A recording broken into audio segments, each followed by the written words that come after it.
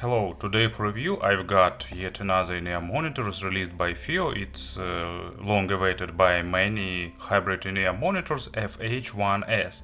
FiiO announced this model, and what was surprising, they simultaneously announced pretty similar model with their sub-brand Jade Audio EA3. EA3 costs about $50 and it's already gathered a lot of attention and it became pretty popular. And FH1s price is $70 if I remember right, and it was released a few weeks later, and many people are asking, is there any difference, does it worth it? So in today's review we will take a look and we will find out that fact. It here used a big dynamic driver, 13.6mm, and Knowles balanced armature, pretty similar to the Jade Audio, but here they promised to use another crossover tuning, and of course it has more premium package. Let's have a closer look. Box is traditional, black cardboard, stylish, pretty familiar for the FiiO's gear. Inside we will have in-ear monitors themselves, and they probably need to make some full tongue for easy unwrapping. Here is some kind of manual. Did they print some technical specifications here?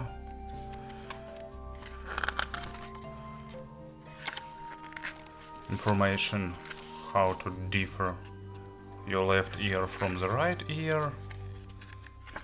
No, they didn't do that. Well, okay, zero logic, but anyway. Of course, in-ear monitors themselves.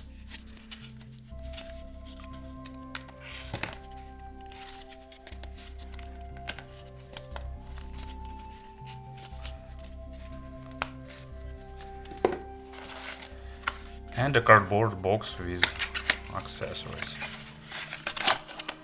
So here they've put this plastic box, bold move for $70. I really approve that. And different set of tips, so let's try to carefully unpack them.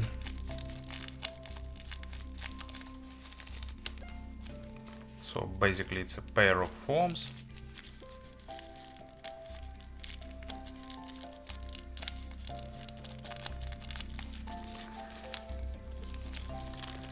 Pair of gray silicons with red stems, so I think everything's pretty traditional, and here we will have regular gray silicons, I think.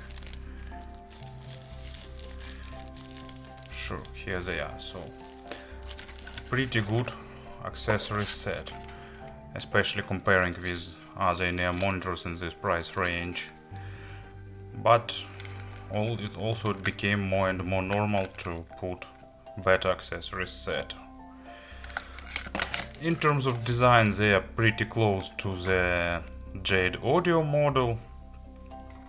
It's transparent acrylic or resin with celluloid faceplate, so all in-ear monitors will have unusual pattern on the faceplates.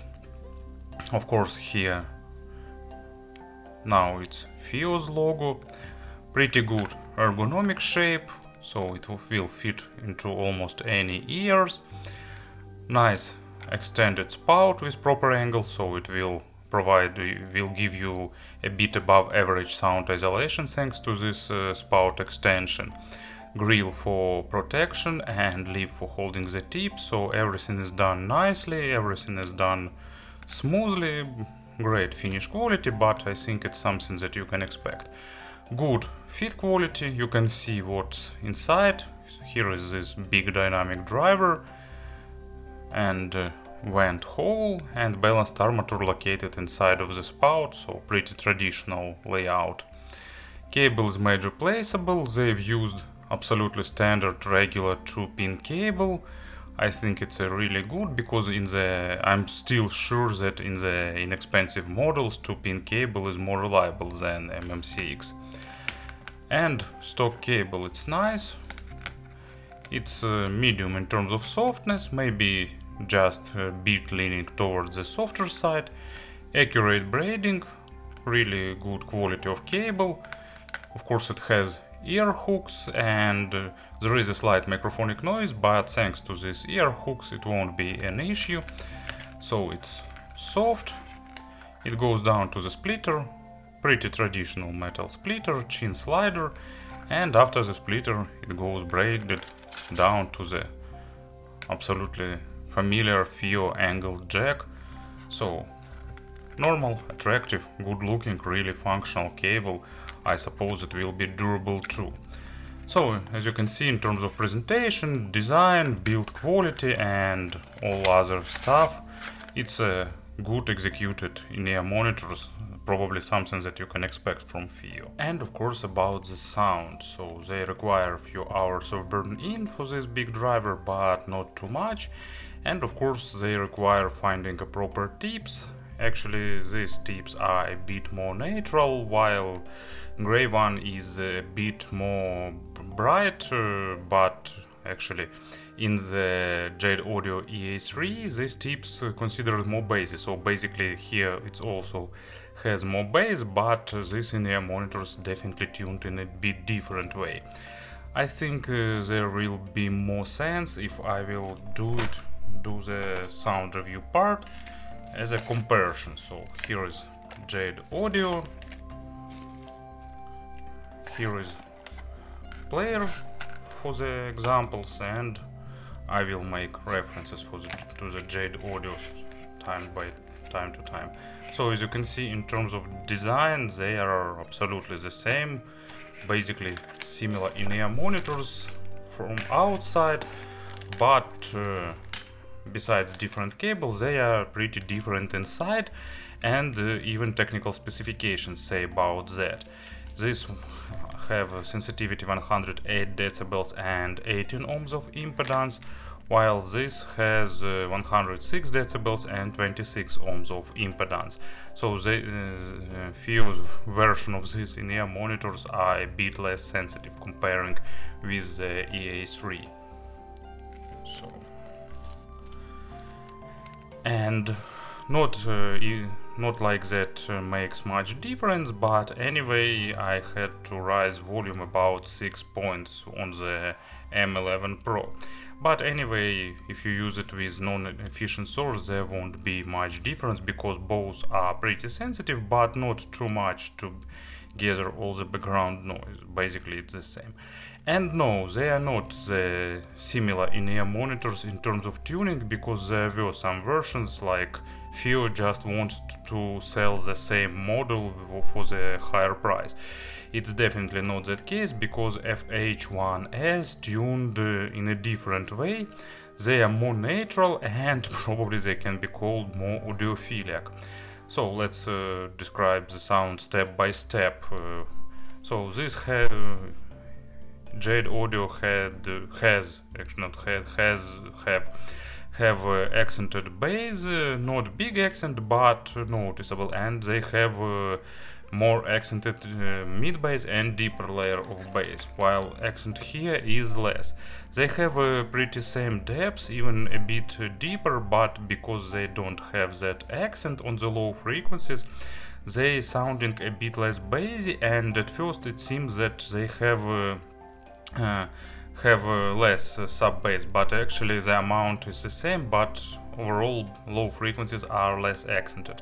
And from the other point of view they are a bit faster, so they better in representing textures, they are a bit more detailed, but with less weight and less impact. So I can't say which one is better, because it's just two different signatures.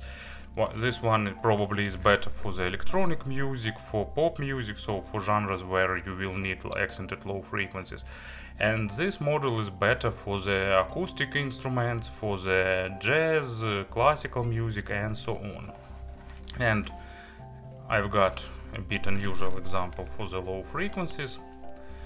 It's Metallica's Enter Sandman. They have nice bass guitar line here and good drum section. And these in-ear monitors are suiting a bit better for this track. Actually, I've got recently feedback, and one of the viewers suggested me to do comparisons using the famous tracks, so that's what I'm trying to do right now. So here you will have a bit better defined bass drums and bass guitar and big drum. How that big drum is actually called in English, because in Russian it's called bass barrel or bass drum. So you will have more accented drum kick and a bit better defined bass guitar. But if we took, for example, the Antwoord, and you with this in-ear monitors will have drier low frequencies and less of that engaging bass, while this one has more accented and more rumbling and shaking. On the mids they are also a bit more detailed, but difference is not as big here, because mid they have similarly tuned mids. They have nice detalization, they are lacking a bit of weight because it's just single balanced armature, but it's not the often case, just on some tracks I'd prefer a bit more weight. But also it's detailed with good attacks and decays, sounding pretty realistic, so basically you know what to expect. Lower parts of mid is played by the dynamic driver, and upper part of mids is played by the balanced armature, and they are pretty coherent, so no driver overlap is noticeable. And they have nice resolution, sounding pretty realistic with good emotions, but they require properly recorded tracks. So Jade Audio is a bit more forgiving. And imaginary stage here is a bit bigger than for Jade Audio, and both in width and in depth, so these are a bit better in three-dimensional positioning. But of course staging is subjective thing, so your mileage may vary here. And as an example for the mid frequencies, I've got Robert Plant and Jimmy Page live record, and actually one of their greatest hits since I've been loving you. It could be a nice treble test, of course, also, but not in this version because it's a live record and treble here is not recorded perfectly. But anyway, of course, maybe it would be more logical to take the album version, but I like this live version, and I really want to promote this live record if someone is not aware about it, but I think it's pretty famous. So anyway, I really like the atmosphere and energy that Plant is put here, and his vocal is really impressive for the live record, and these in-ear monitors really managed to do it in a nice and enjoyable way. So with FiiO's FH1s you will have a bit bigger imaginary stage, so you will have more sense of live concert, while here you will have a bit less. So as you can see, I'm trying to find the examples where FH1s sounding better. And if I took something worse recorded, of course FH1s would sound a bit sharper and a bit less forgiving. And for treble, they also have a bit better treble extension and more focused treble. So if you're treble sensitive, this model is definitely worth listening before buying, because treble here is slightly more accented. From one point of view, it makes everything more crisp and clear, with a bit better treble layering, and it's still basic, but it's at least present here a little bit, and it's more rich in terms of overtone saturation, so it's a bit better treble in terms of audiophilic representation. But if you treble sensitive, you need to listen to them before buying, while this one has a bit less treble extension and it's a bit more polite. And another thing to consider here is that treble extension is not always a good thing, and in the modern records it's often higher treble is just some distortions, compression and other kinds of noise, and they are often cut and limited, so with better extension sometimes some tracks could sound worse, but of course with properly recorded things you will have a better treble layering, better overtone saturation, and everything will be sounding a bit better.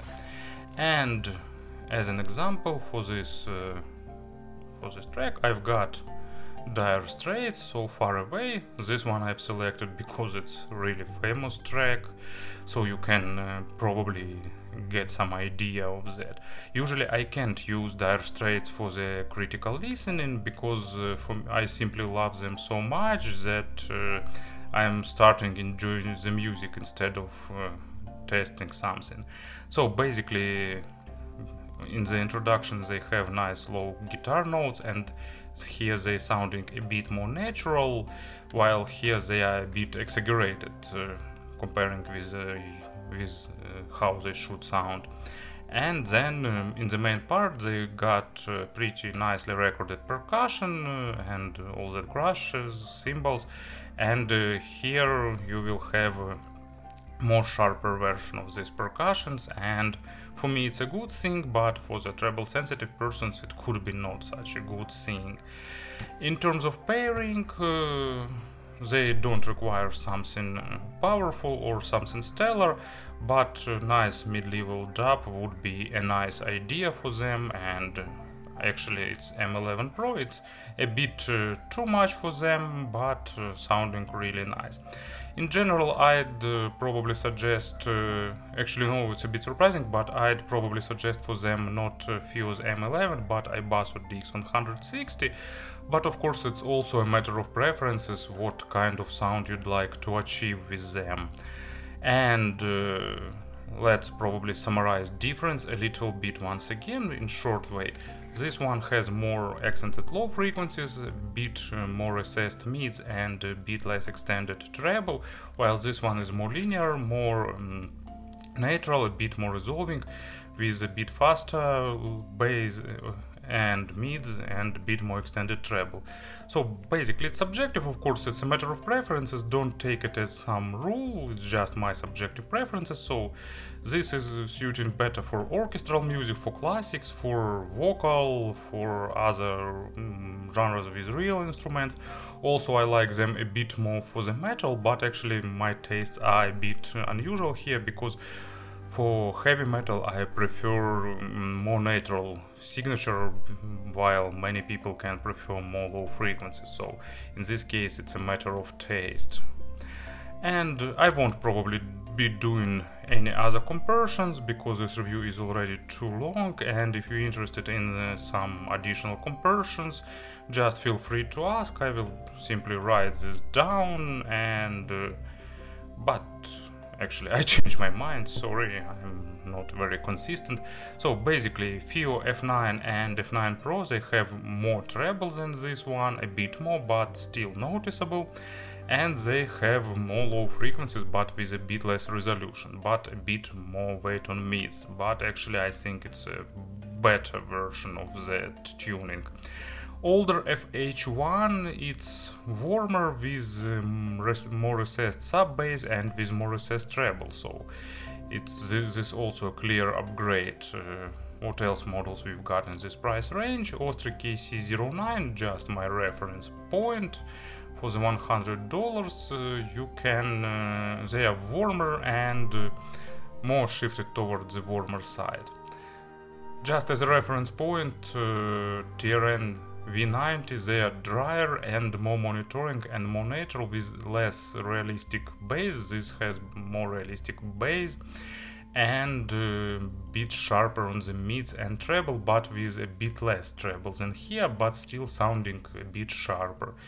Of course there are a lot of other models, so if you're interested just feel free to ask, but it was FiiO FH1s, and it was a smart idea to release two versions of tuning, because everyone can choose what suits their tastes more. Subjectively, actually, I don't know which one I'd choose, because both of them have strong sides, and probably I'll keep both of them. Thank you for listening and have a nice day.